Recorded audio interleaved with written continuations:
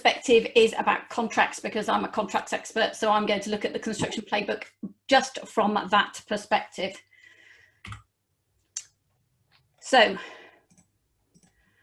the important thing to remember about the UK construction industry is that we do £110 billion worth of construction work a year, but £33 billion worth of those projects start without a contract being in place, and £3 billion end without a contract being in place. Contracts are going to be central to implementing the construction playbook, because they are not just pieces of paper important in a crisis. Contracts set behaviour, processes, goals, risk and reward, payment mechanisms, sustainability and profit, all things that the playbook looks at. So we really need to make sure that the playbook is followed up by contracts that reflect the aims and objectives. Now, the great thing about the playbook is it is positive. There's none of that finger wagging, you're not good enough, that we've had in previous government reports. It doesn't major on what we're bad at. It doesn't tell us that there's no dogs, no bicycles, no swimming. It tells us what it does want to achieve. But it is going to require a change in the way we do stuff. Now, Tim's already highlighted that it talks about collaboration, and yes, we've had collaboration as a theme of a government report ever since the 1963 Banwell report. Too young to remember it, but I know it was there. But we need collaboration throughout our contracts for long-term sustainable contracting. The problem is, at the moment, a lot of our contracts aren't about true collaboration. We might have JCT with an optional couple of sentences, but essentially it's not a collaborative contract. It's adversarial. It pitches one side against the other. It doesn't reflect the fully integrated nature of supply chains.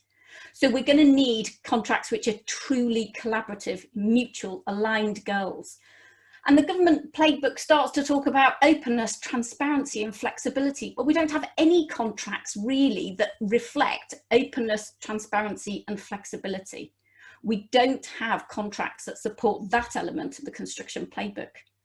Now, it could be that because our contracts are a little bit too rigid, or because they're too standardized, or because they're too modular, that those contracts aren't going to work for the playbook.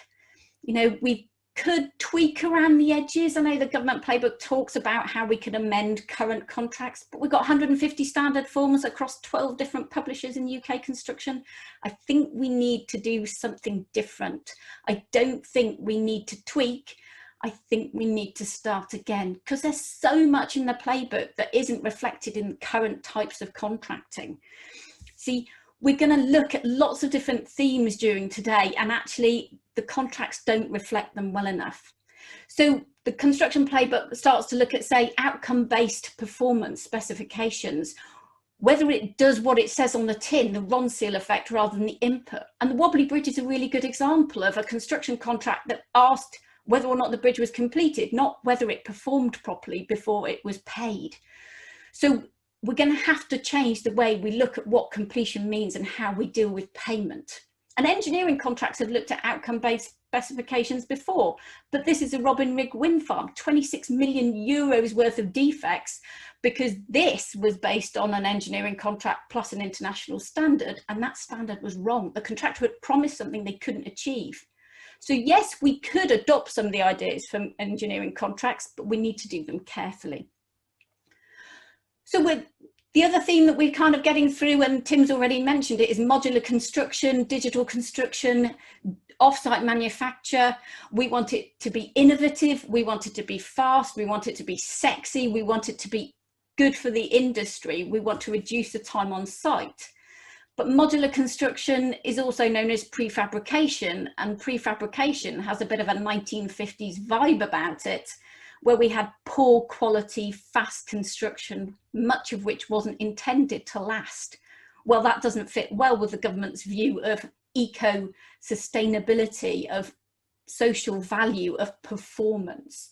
So we need to kind of get our thinking hats on and get away from that. The other thing that the playbook talks about is digitalisation, ones and zeros. Now, most of the contracts that we deal with in construction don't have ones and zeros. They have fractions, irrational numbers and all sorts of things. They don't have a yes, no answer. Now, McKinsey says that if we go for digitalisation, we could save 4% of construction costs, and the government would be happy with that. But actually, that comes back to value. a lot of the construction contracts we have look at value and pricing a bit like haggling down the Medina for a tourist trinket, rather than actually having proper outcome-based, objective-based measures of value and cost and price, from which it's easy to claim, to check whether or not somebody's going to get a fair profit. We don't want to be valuing nuggets of gold based on today's or this hour's price of gold, or using automated Bitcoin systems where the value can change from making you absolute millionaire one day to a pauper the next. We need to have payment which provides fair reward for fair risk.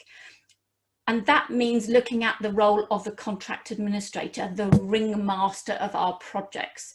We know from the Arcadis disputes reports that the contract administrator can cause disputes.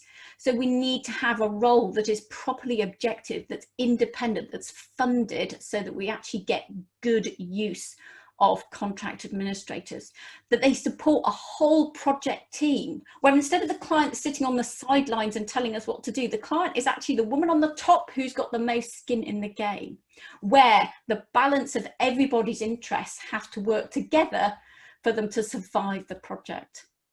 So we need collaborative working, we need outcome-based measures, we need all sorts of things, but we need to think about these things early, because there's no point having a contract which 9 months later we realise that it's going to be another 18 years worth of cost because we didn't plan early enough.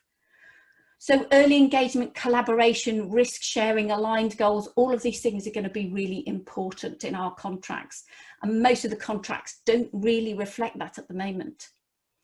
Because construction fundamentally is about doing something great.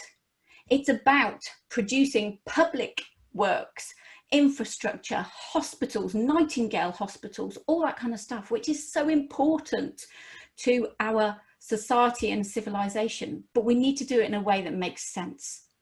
Because until we have contracts that reflect all these different themes in the construction playbook, there isn't going to be a happily ever after.